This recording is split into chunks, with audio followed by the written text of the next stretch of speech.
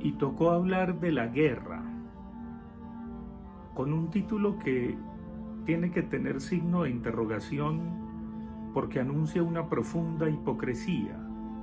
Sin novedad en el frente,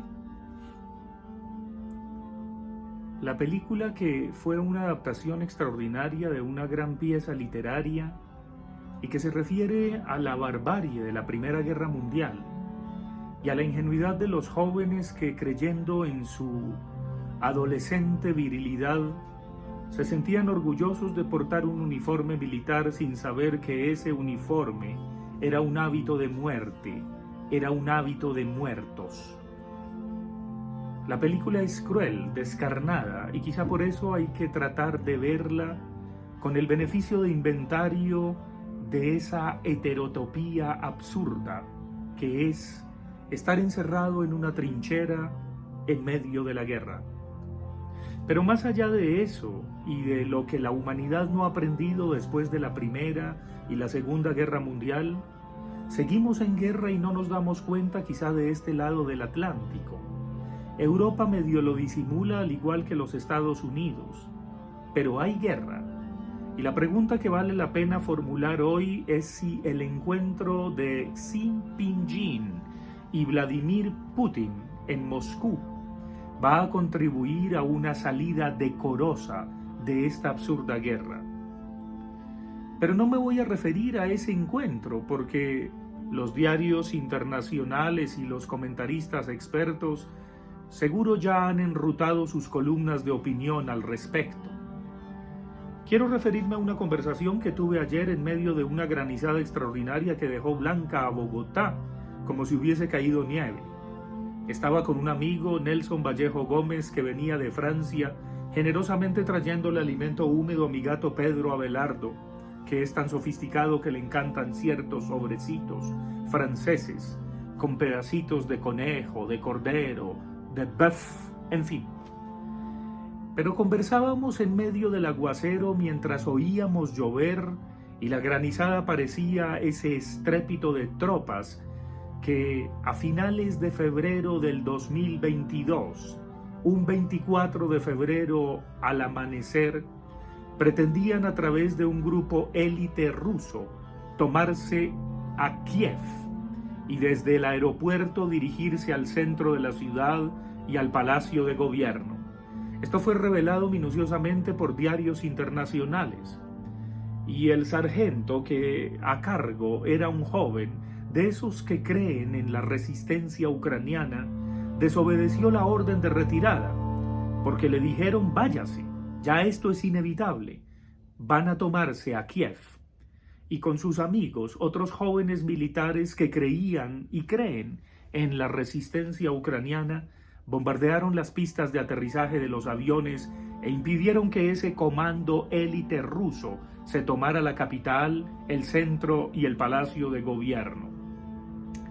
Entretanto, parece que las fake news, o mejor, las bodegas que suelen transmitirse a través de fake news del lado ruso, mostraban al presidente ucraniano con sus ministros tomando whisky, habiendo sido sacado a alguna de las embajadas de Estados Unidos en el este, en Polonia, burlándose de su pueblo y huyendo cual cobardes.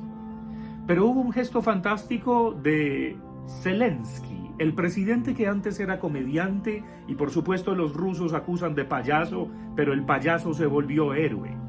En el centro de Kiev, convocó a sus ministros y en adelante todos se vistieron de militares. Una vez más el universo del mundo militar y los uniformes militares, que por supuesto tienen que ver con la muerte, para decirle a su pueblo que ellos no habían huido, que eran falsas noticias las que se viralizaban a través de los canales rusos, diciéndoles que estaban en otro lado y que cobardemente habían abandonado al pueblo ucraniano a su suerte y que los rusos venían como salvadores contra el nazismo ucraniano. Y no, Zelensky estaba allí con los suyos, y es por eso que se viste de militar y en adelante cualquier encuentro con cualquier jefe de Estado lo cumple vestido así, con ese uniforme que para él es su investidura de resistencia. Así es como el pueblo ucraniano resistió a los rusos y con todo su poderío los rusos fueron vencidos. Cobardes quedaron, evidentemente. Van a decir que yo soy pro-OTAN y pro-europeo por señalar este acontecimiento. Y aquellos nostálgicos de la cortina de hierro, por supuesto que toman partido, sin saber que Vladimir Putin financia tanto a la extrema izquierda como a la extrema derecha en países como Francia. Por supuesto me acusarán de procapitalista y quizá neoliberal. No, simplemente estoy tomando partido ante algo que del modo más minucioso y riguroso he tratado de entender a través de la información que me llega. Y era lo que conversaba con Nelson Vallejo Gómez a propósito de la necesidad de que Rusia salga decorosamente ahora con la orden de captura internacional por crímenes de lesa humanidad que ha expedido la Corte Penal Internacional contra Vladimir Putin. El payaso le salió adelante al estratega de la KGB, al antiguo policía que supo infiltrarse en las universidades y que durante más de 20 años ha tenido el poder en Rusia entre presidente y primer ministro y presidente de ese país. Y nos encontramos de este lado del Atlántico una vez más ante la expectativa de ¿acaso los gestos entre Xi Jinping y Vladimir Putin van a ser un sin novedad en el frente? ¿Acaso va a haber un radicalismo del lado geopolítico ruso y chino o todo lo contrario? ¿China se presentará como la gran mediadora en este conflicto para ponerle fin a la guerra? ¿Cuál será el resultado de esta visita de Estado? Lo sabremos en breve. Y nosotros, de este lado, que hablamos de paz total y que algunos reniegan de esa posibilidad, ¿acaso no entienden que la guerra es el peor escenario, aunque sea el negocio más jugoso para aquellos que sostienen el statu quo? Sí, es un negocio jugoso como el negocio de la muerte. Y qué bueno que Colombia no opte por ello, aunque claro, ante el clan del Golfo van a tener que atacarlos con todo el peso de la ley para que se sometan a la ley.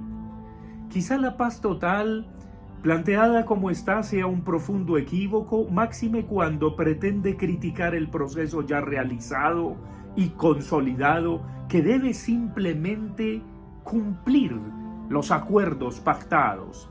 Sí, es bastante utópico decir tenemos que tener en cuenta el cambio de modelo urbano y económico, pero ¿acaso esa utopía no es una utopía retórica? ¿Por qué no lograr la paz con el ELN? Y digámoslo de una buena vez por todas, tras el entrampamiento de cierto doctor Cianuro a las disidencias de las FARC para volver trizas el proceso que condujo a que Colombia tuviera un presidente Nobel de Paz, ¿por qué no también darles una segunda oportunidad a las disidencias? Pero esta vez, hablando claro, no solamente del modelo económico y urbanístico, sino también de los corredores de la droga que sostienen la economía colombiana. Si se trata de hablar claro, hay que jugar al pan, pan, vino, vino, y no solamente lanzar consignas para la tribuna. ¿Qué ocurre con la guerra? ¿Sin novedad en el frente? ¿Acaso nos vamos a cruzar de brazos o lavarnos las manos con lo que ocurre en el mundo y con lo que ocurre en nuestro propio territorio? Es tiempo de tomar conciencia de ese intercambio al que me referí en alguna ocasión en este canal entre Freud y Einstein. ¿Por qué la guerra? Porque el instinto puede más que la razón. Llamémoslo instinto neoliberal o de negocios en torno a la muerte, pero también llamémoslo instinto en torno a la perdición, a la depredación, a eso que la humanidad aún no entiende, que no es el centro del universo. Y tratemos de apostar por la razón, más aún por una razón sensible y un sentipensamiento crítico que permita reconciliarnos mutuamente. He ahí el gran reto no solamente de la humanidad saliendo decorosamente de la guerra entre Rusia y Ucrania, sino también de Colombia, tratando de una vez más ensayar a reconciliarnos.